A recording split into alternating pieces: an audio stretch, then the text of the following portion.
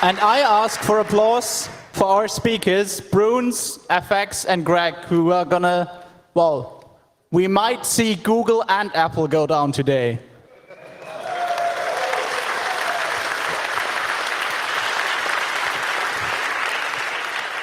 Thank you. So sorry for the delay. I'm not used to have co-speakers, so we had synchronization problems. If you ever did parallel programming, then you know what I'm talking about. What's the motivation here? If you look at the modern client platforms that many of you carry around, and I'm not talking about your mobile phones, but the bigger ones, then you see fundamentally different, like they're not the general computing device anymore that you used to have. Like a PC could be used for anything. But now we see things that have different general ideas, different architectures, different software sources and clouds and rain and everything. So we will talk about two different devices. One of them is like, if you ever get spam, look at the ones that come from Apple, because like the iPad is the actual only penis enlargement device you can buy on the internet that actually works, which you can enlarge it. So, alternatively, if you're more old style and you actually want a keyboard, do you want to open this? You can buy something like this. This is a Chromebook from Samsung, and it allows you to actually type. So, what do we not cover in this presentation? We're not covering iPhones, iPad 2, anything jailbreaking or SIM unlocking, and I promise that was the only penis you saw in the entire presentation.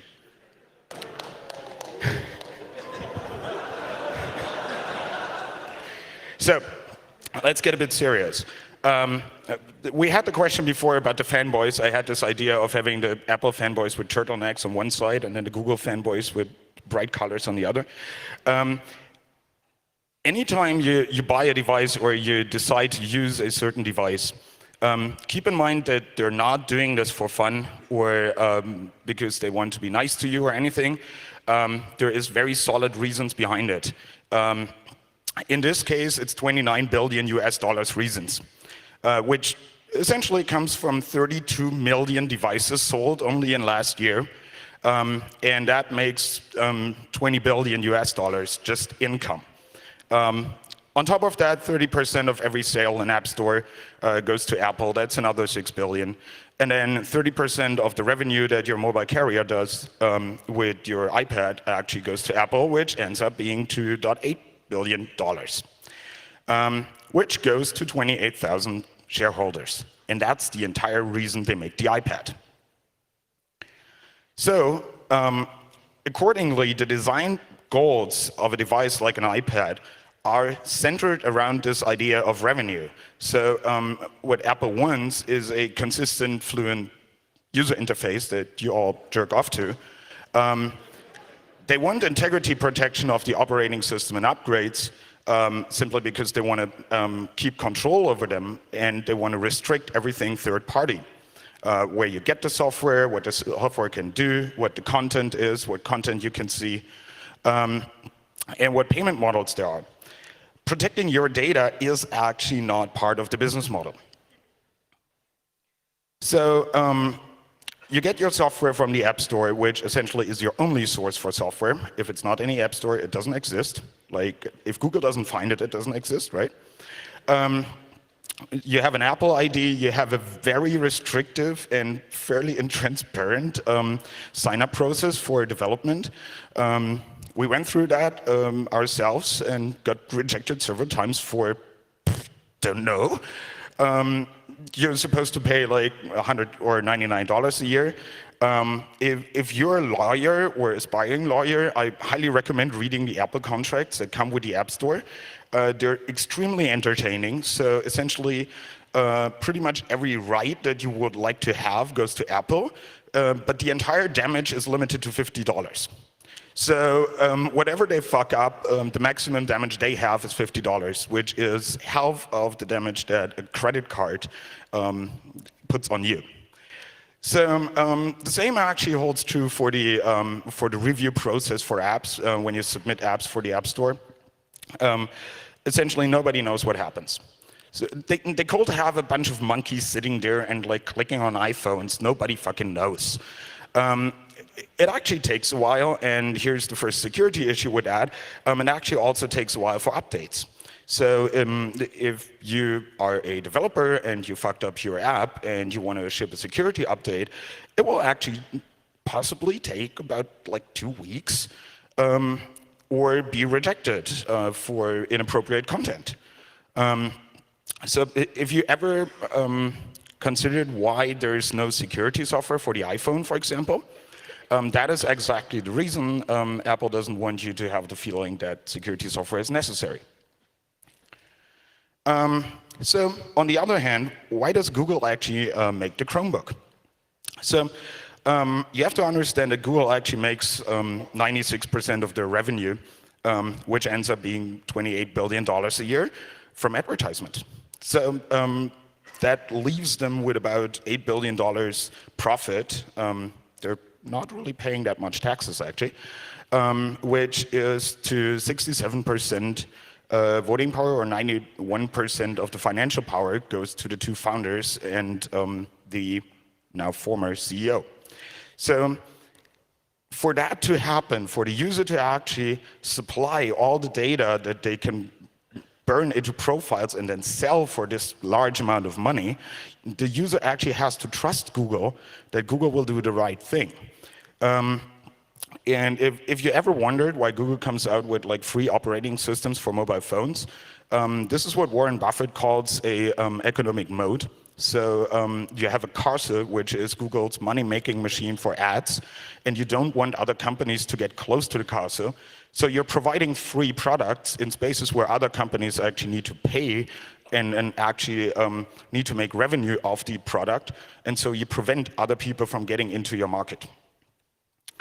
And from this, the design goals for the Chromebook actually are derived and are a lot different. So essentially what Google wants is exclusively running the web browser. You can't actually run anything else. It really doesn't want to have third-party software on the Chromebook for actual security reasons, because here the protection of the user data is a design goal because they want the user data to be safe, so the user is happy to use the Chromebook and sends the data over to Google. Also, they want multiple users to be able to share the same device, so universities can buy like 500 Chromebooks, and then everyone uses them, and they're all safe.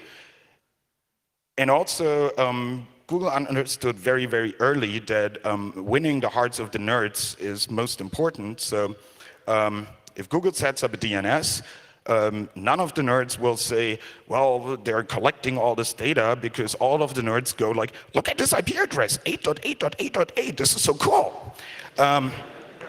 And well, forgotten are all the privacy concerns, and they understood that. So Google also has an app store, or in this case, a web store, and it follows the same principles. They want it to be open.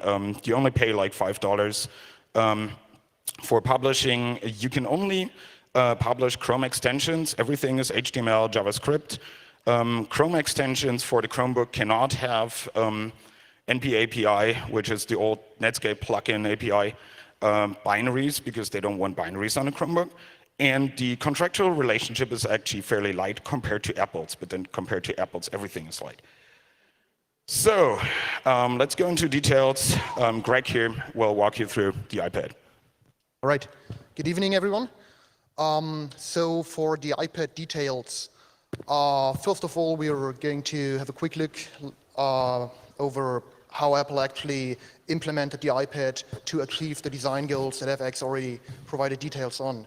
So the operating system on the iPad is basically the standard XNU system that you might already know from desktop OS X, or you might not, which is microkernel plus a FreeBSD or BSD subsystem based on that microkernel.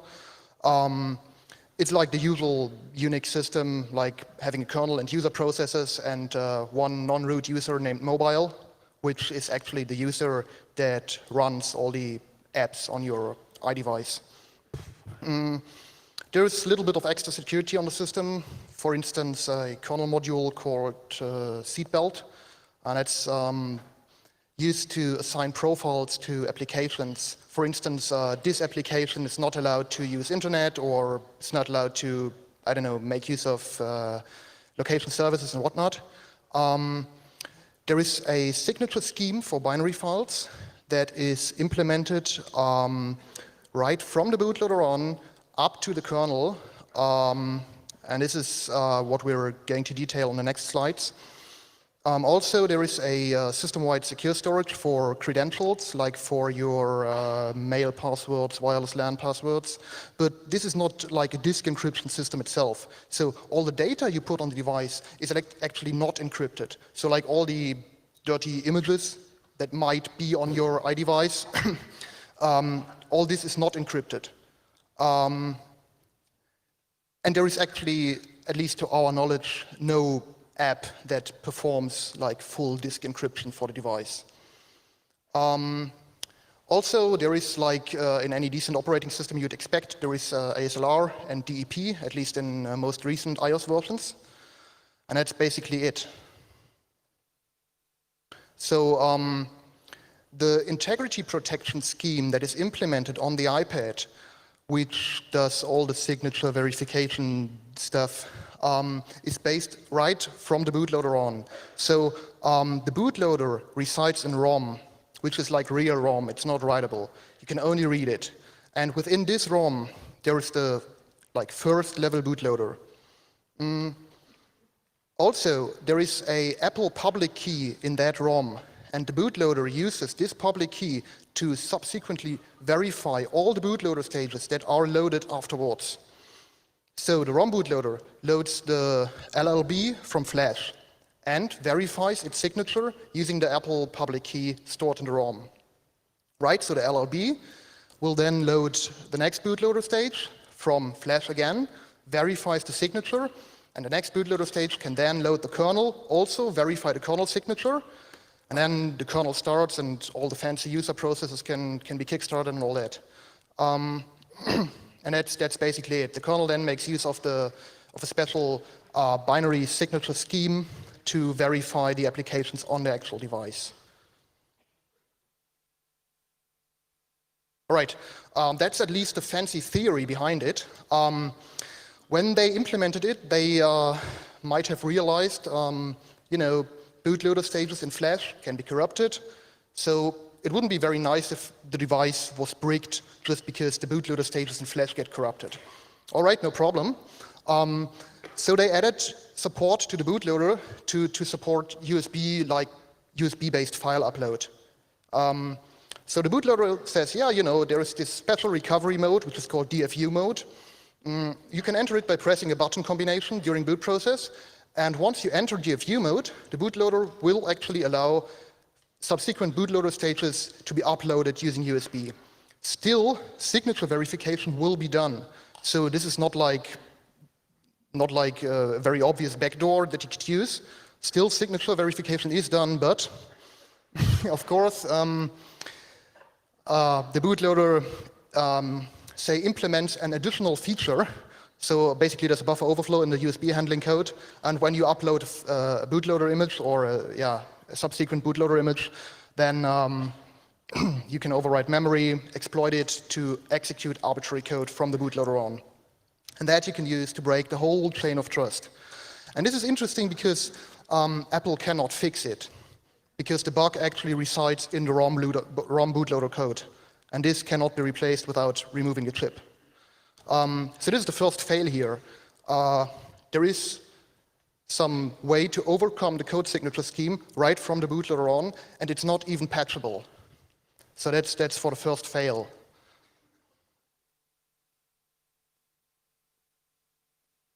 Right.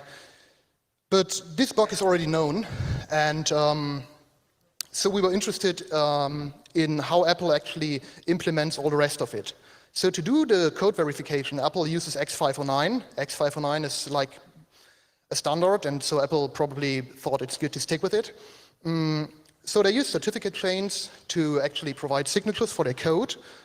And a typical chain would be like there is a root CA, some intermediate CAs, and finally an end entity CA or end entity certificate, which is used to sign the code.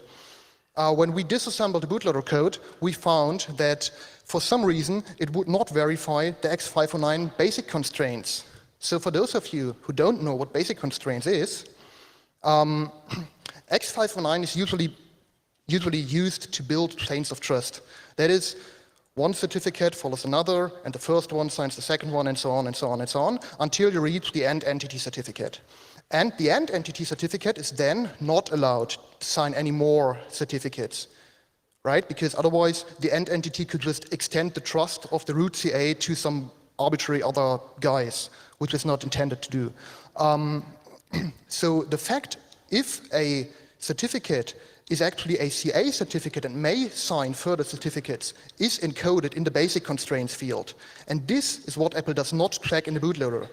So that basically means when we have a valid end entity certificate and the private keys that belong to it, then we can sign further certificates, more and more certificates, like with arbitrary content, saying arbitrary things, saying, you know, this kernel is valid, please load it. And actually, iOS supplies us, or Apple supplies us with a valid signed certificate, including public keys, which they use for authenticating against the push notification server. And this certificate resides on your very iDevice, along with the private keys. So what you do is to just take off the certificate, take off the private keys, use it to sign another certificate, and then you have your arbitrary certificate that you can sign. Right? It all sounds too good to be true, and it somehow is, because the bootloader restricts the length of the certificate chain so that we cannot actually use this hack to make the bootloader run arbitrary kernels, because the chain is just too long. The chain, including the push notification certificate, is just not short enough for the bootloader. So if you guys want, you're encouraged to find maybe more or shorter certificate paths that could be used to trick the bootloader into loading arbitrary code. We haven't found one. But still, such kind of bug is already interesting enough, and so we decided to have a look at the userland X509 implementation, right? So that is actually the X509 implementation that your browser relies on. And interestingly, we found that also the userland X509 implementation would also not verify the X509 basic constraints. And this will then allow you to impersonate like any website, create certificates for, basically everything on the internet that uses X509 certificates, which particularly includes HTTPS, like all the TLS connections you make to your bank or to the Apple App Store. I think we're going to get more details on that later on. But also all the encrypted mail communication that you use, like the IMAP-S and POP3S, that you can all man in the middle. We have set up a test website for it, so if you're in the unlucky position to have a still vulnerable device, you can just navigate to this URL, and if it says, yeah, it's all right, you see the little lock icon, then you're in trouble. We're going to see a screenshot later on. We would have loved to save this bug and to keep it OD till now, but it was a bit too severe to just let it rot on our computers, and so we already reported it to Apple, and it's already fixed, at least for those persons who don't own too old hardware. Like on the iPhone 3G, I think it's just not fixed because it just doesn't support any recent iOS operating systems. And so much for Apple cares about your security, right? So that's the screenshot. You see the fancy lock icon here, it says, yeah, it's all right, but it actually isn't, because I've never in my whole life purchased a real certificate. Okay, the next thing we're going to see is the signature scheme they use in the binary files. And this is also full of fail. Because actually that looks like a very, very intelligent idea to make use of binary signatures so that the kernel can verify the applications and all that. But for some reason, the signatures that are embedded in the binary files do not contain signature information about the whole binary file, but just about some selected pages, which includes executable program pages and some other stuff. But quite a bunch of meta information in the binary is not signed. So this signature scheme has actually a long tradition of being broken in jailbreaks. This is what the jailbreaking guys do exploit also. And I don't know, for at least 3 iOS versions I know of exploits for this signature scheme. So this also can be considered fail. The general approach to break it is to make use of the unsigned parts of the binary to redirect the control flow of the program, which probably you'd expect. So up to iOS 4.0.1, you can use the library interposition feature, which is kind of like debugging functionality to make you, or to enable you to redirect library calls to your own code so that you can intercept it and debug it. As you cannot directly supply your own code because you would have to sign that, you just redirect the control flow into some already signed binary and just do return-oriented programming. So that's a pretty straightforward way to get code execution there.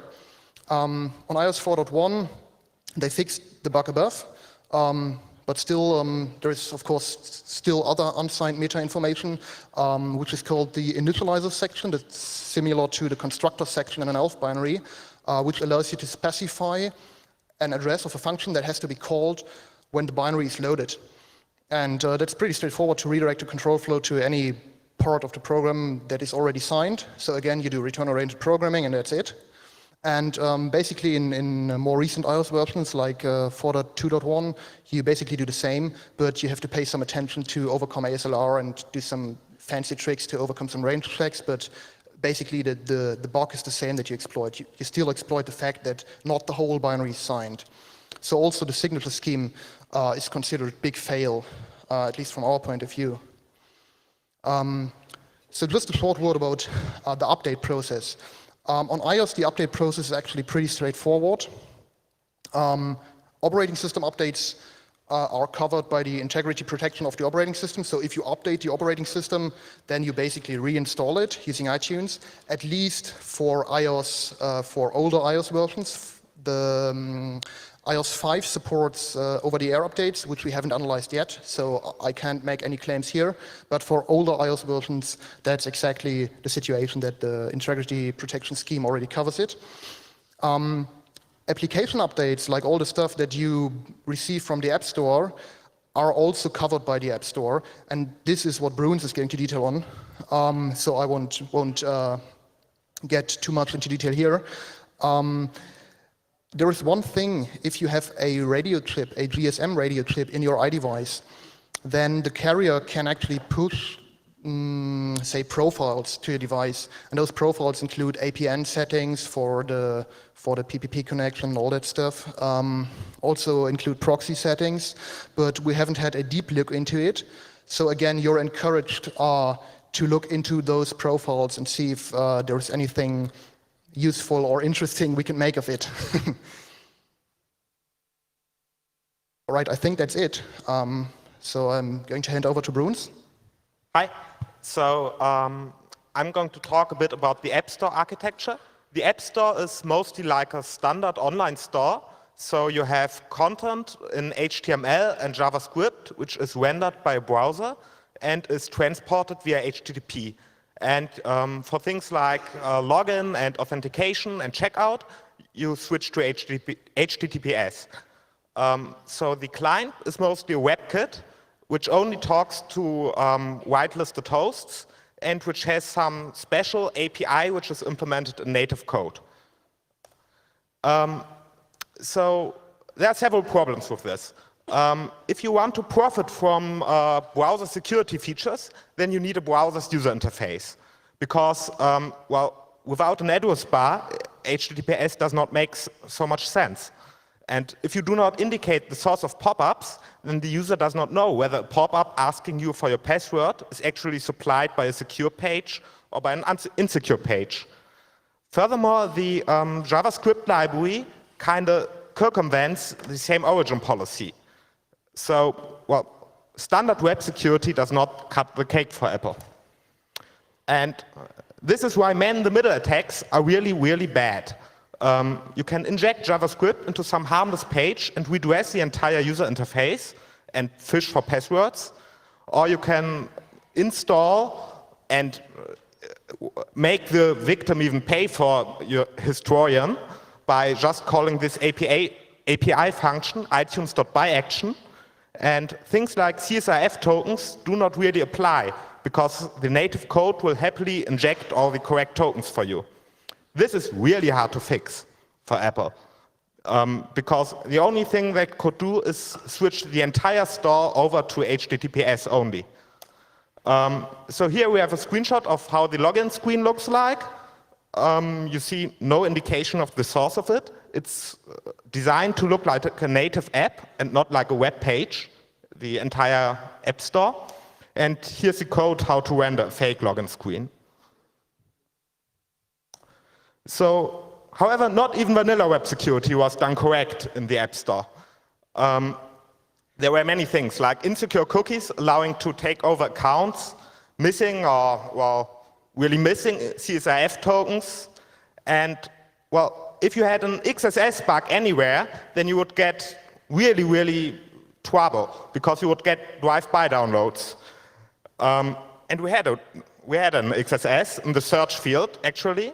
So you would exploit such a thing by redirecting from the Safari to an URL with this special URL scheme, which then starts up the App Store client, which visits the vulnerable page. So in the search field, yeah. This bug was a little bit hard to exploit because the WebKit XSS auditor prevents the direct execution of scripts which are already present in the URL, but you can inject an iframe with a data source. In decent browsers, this is completely harmless because JavaScript, which executes in the data origin, in the context of the data origin, can't do really anything. However, it can use the API. So this got us a drive-by purchase, download, install attack. And here's the POC. It's fixed by now, but maybe you can use it and find a different XSS bug, like anywhere in the whitelisted domains. So have fun with that. So essentially, bottom line for the Apple story is they want essentially control your content, which, you know, bottom line means they control your reality. And of course, Apple could send you via arbitrary means to the App Store and push you an arbitrary app. But now, luckily, we can do that too. If someone has physical access, they can simply jailbreak your device and install additional stuff. And remotely, the App Store vulnerabilities, and that doesn't only hold true for Apple, but for everyone with the App Store concept, will be there, and there will be high-value bugs that people use to, you know, extend the functionality of your fancy penis enlargement devices. So, is that me? Yeah. So now let's look at a device that was built in order to be secure, in order so you use it, so you put all your data into the Google Cloud. The Chrome OS is a Linux-based device. It has the regular Linux security features, kernel userland process. You have one UID running the userland processes. You have ASLR and DEP, however, whatever they're good for in Linux. You have a pretty strong prevention of native code execution. So one of the evil things that they did, which makes exploitation a bitch, is there's no file system that is writable and executable at the same time. You can think of it as a file system DEP. You have a personal firewall. After we mentioned it, they added IPv6 support. And you actually have, like with the Chrome browser, you have automatic forced updates. So it will actually update no matter whether you want it or not. The only thing that you can actually run on the device is the Chrome browser. There's a few other things, but essentially it comes down to a very fancy piece of hardware that runs the Chrome browser, which by itself has a pretty solid security story.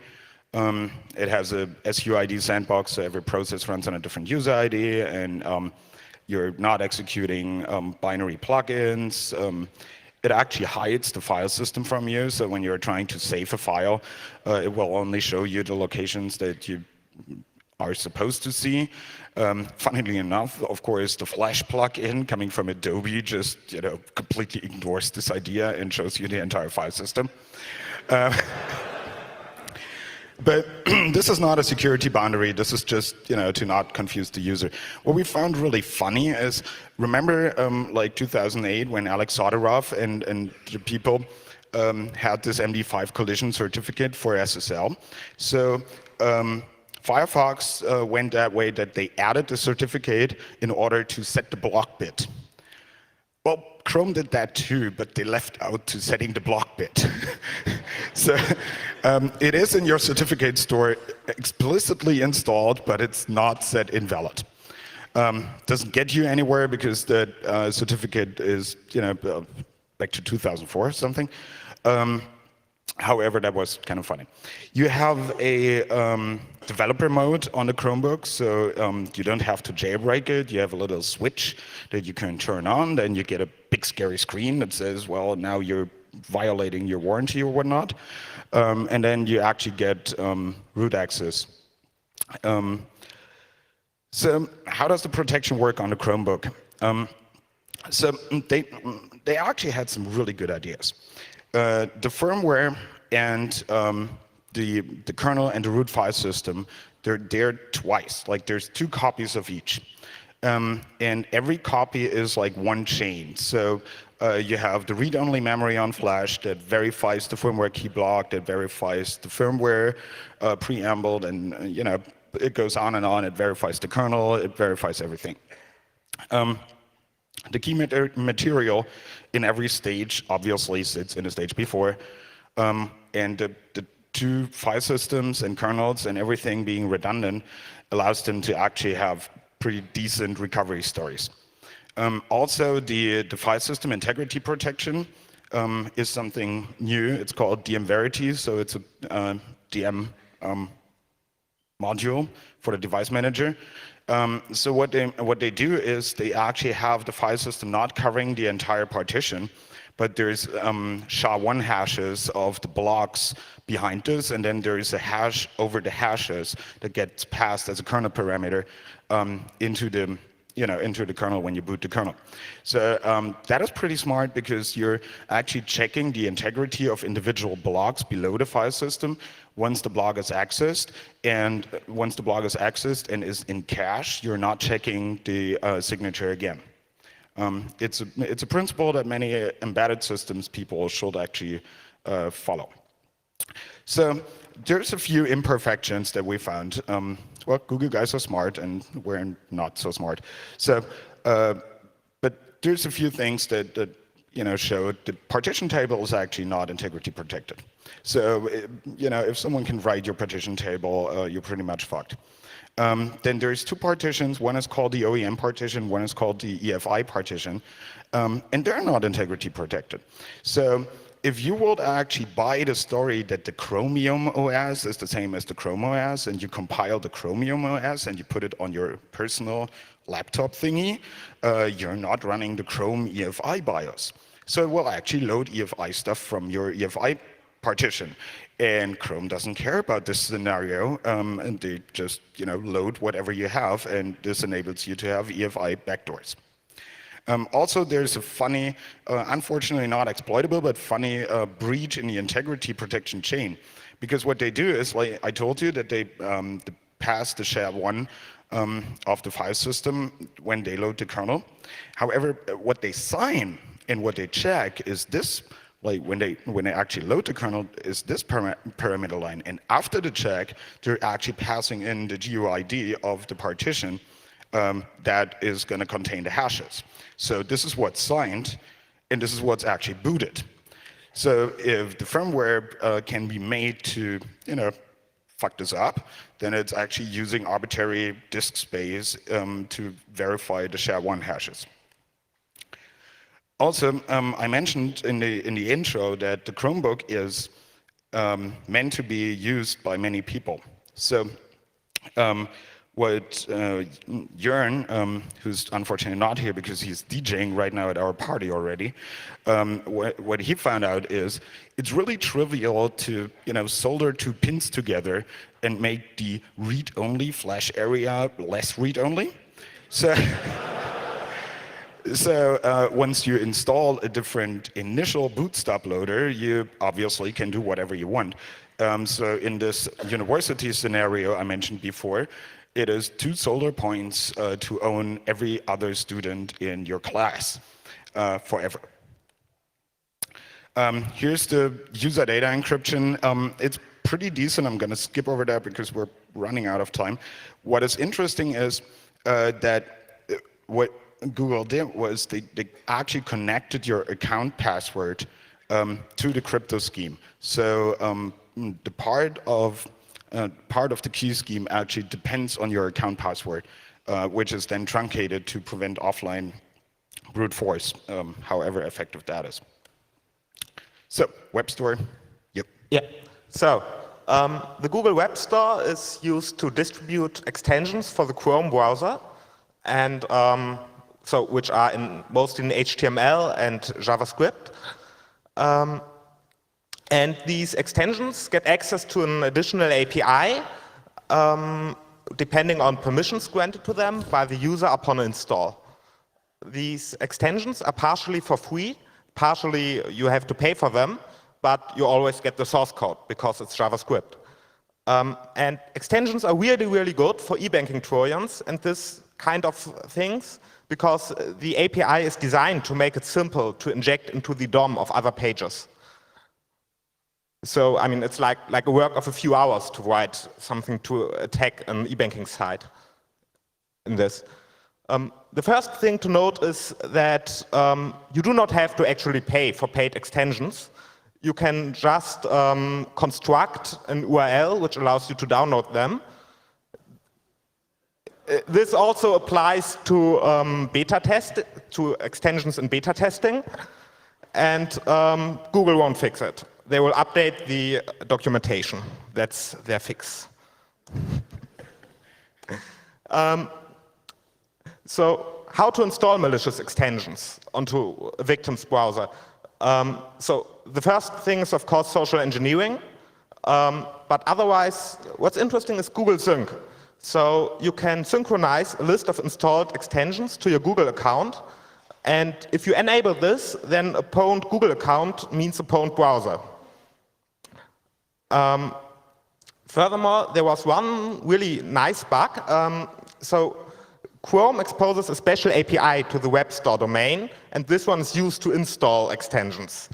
And they kind of fucked up the whitelist, so there were HTTP domains inside, so you could install extensions from a man-in-the-middle attacker.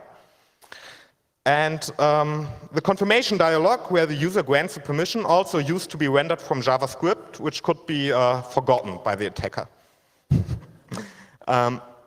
So another thing is, there are really more things you could do with malicious extensions.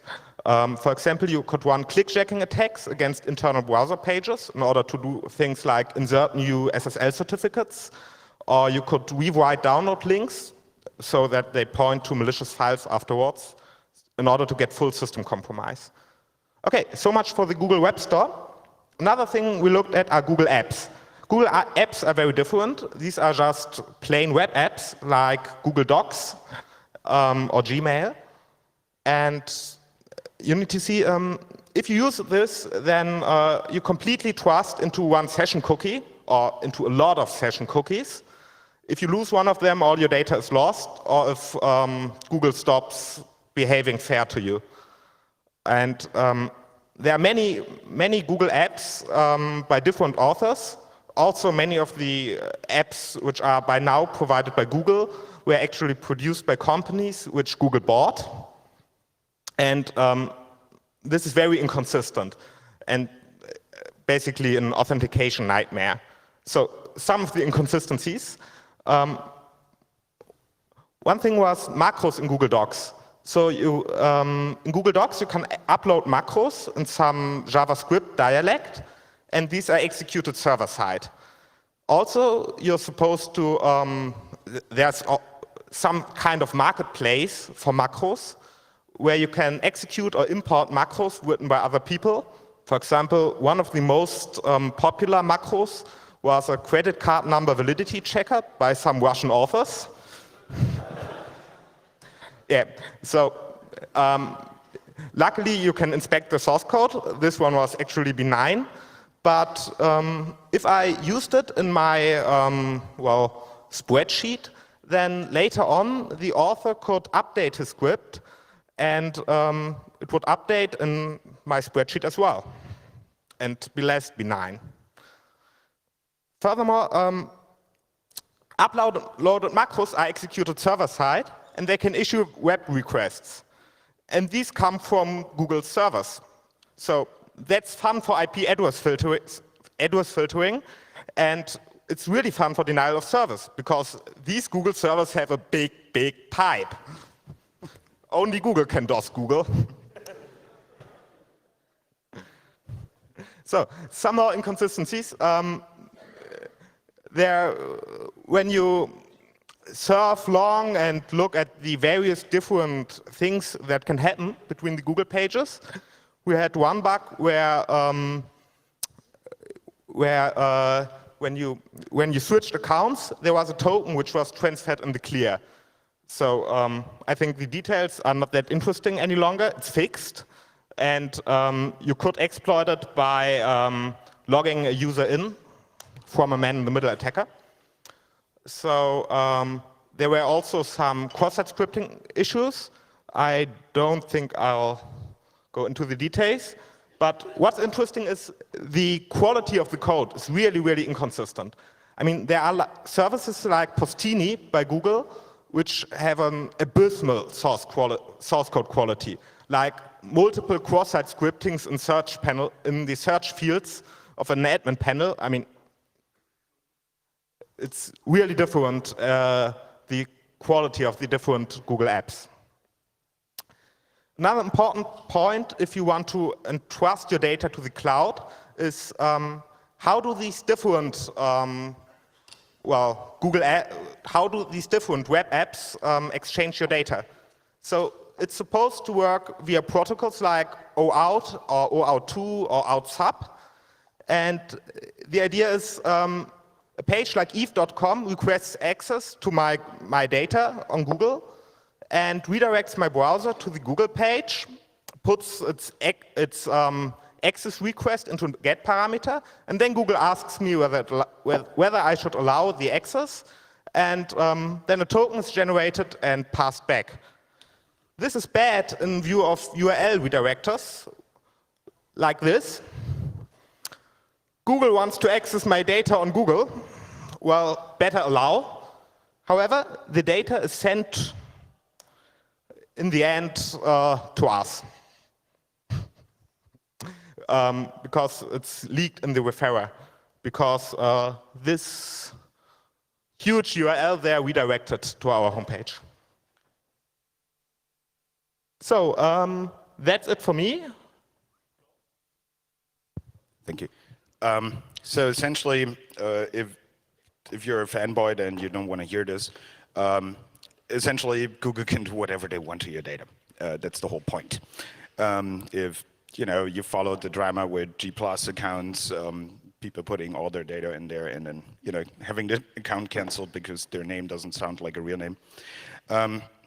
We actually do think that there will in the future be more and more ways that people can get your Google account or session The thing with the whole cloud concept is the moment someone gets your session, you're fucked. I mean, literally cluster fucked in like all holes.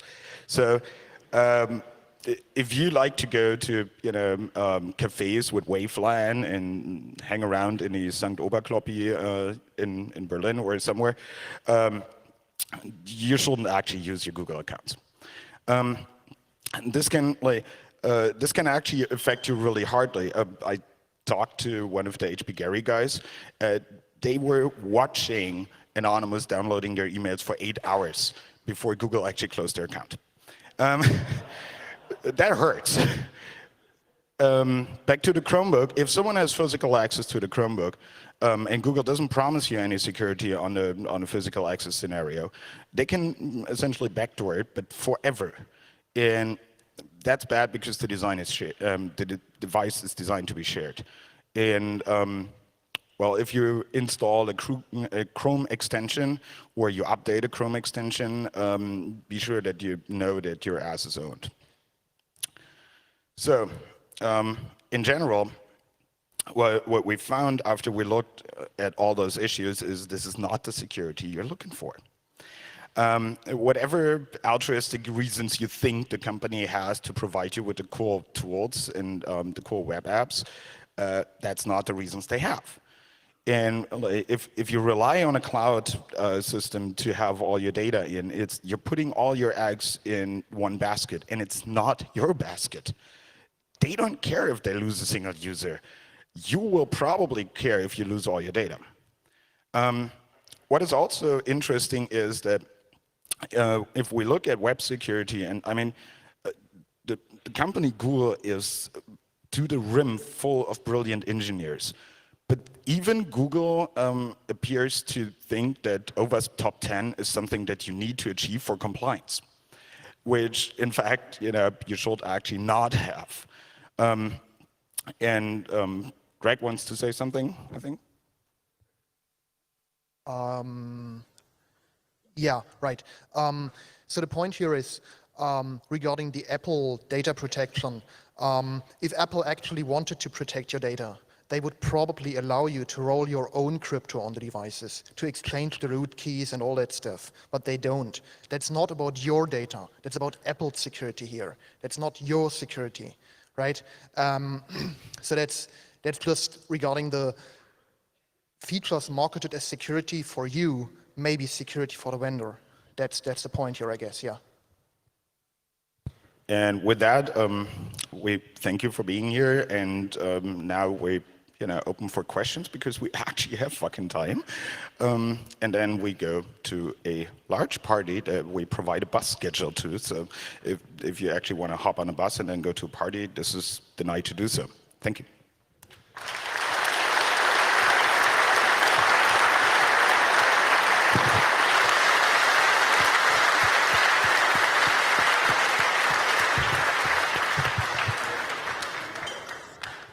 Thanks very much to all three of you for that very thorough analysis. I'm sure there are lots of questions. And I guess the guys are happy to take them. Thanks for not asking questions that brings drinking 10 minutes earlier. Yeah, you know the deal. We have the mics in the aisles, so if you line up at those mics. Okay, so thanks for your talk. It was very interesting. But what are we supposed to do now? I mean, iOS insecure, the Chromebook insecure, yeah. I might actually sound too old school, but how about running your fucking own mail server?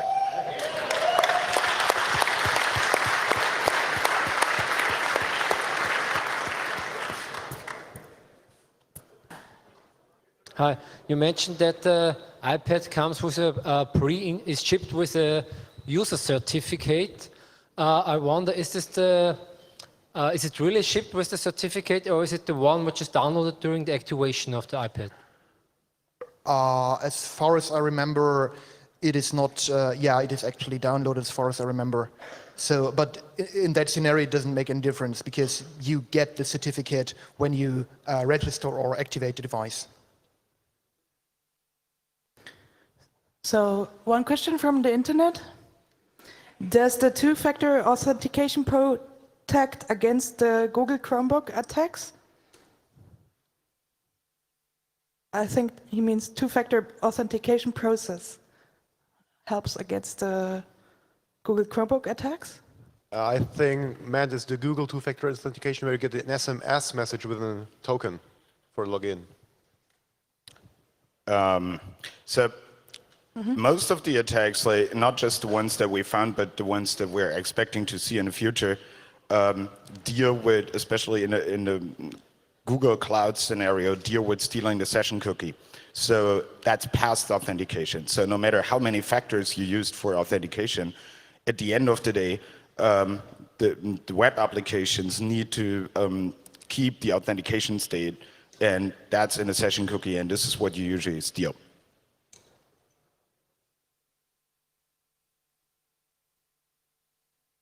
That's it. Thank you very much for coming, and let's have a party.